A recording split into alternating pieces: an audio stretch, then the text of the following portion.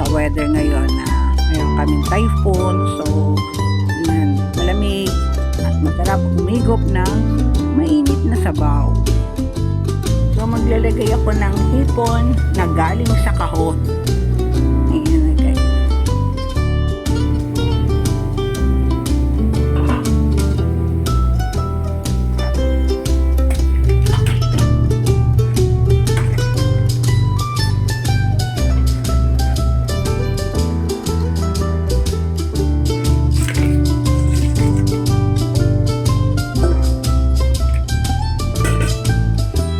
So, mabilis lang talaga kasi pagkulo ng ating soup, yan na, ilalagay na natin lahat yung ating seafood.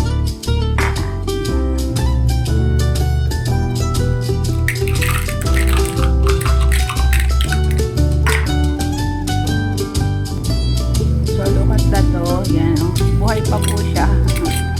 Buhay pa yung kumikibot-kibot pa.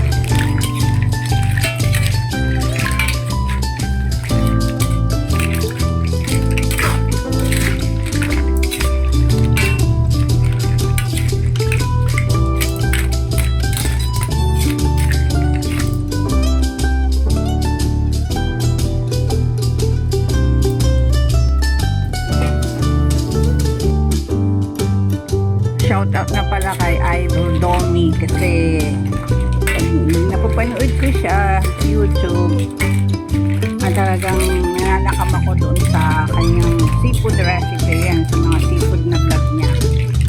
Normally ito, ginaya ko lang yung kanyang way of cooking. Tinalbog lang siya sa tubig with salt and kamatis and lemongrass. Ayan. So, pag open ng mga shell at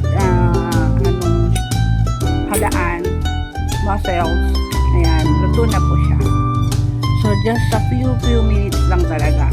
Meron ka ng instant soup, seafood soup. Meron ka ng instant seafood soup na tamang-tama sa malamig na weather na higupin ang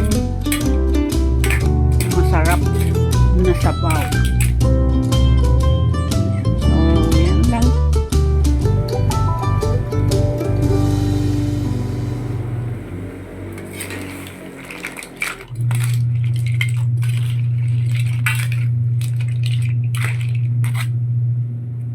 Ayan, at luto na yung ating seafood soup. In just a few minutes lang, guys. See you again for next recipe of Ma'am Chicon's Daily Habits. So don't forget to like, share, and subscribe. And thank you nga pala sa lahat ng silent followers.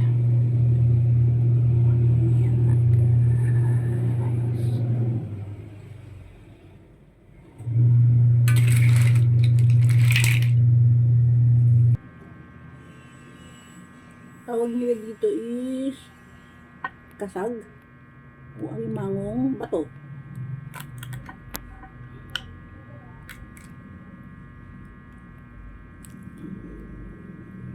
So yan, mataba naman. Okay.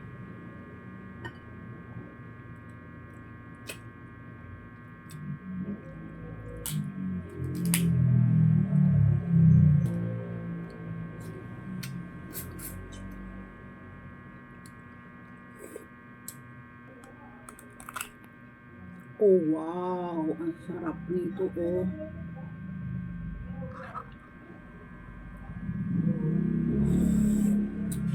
Ay, sabaw.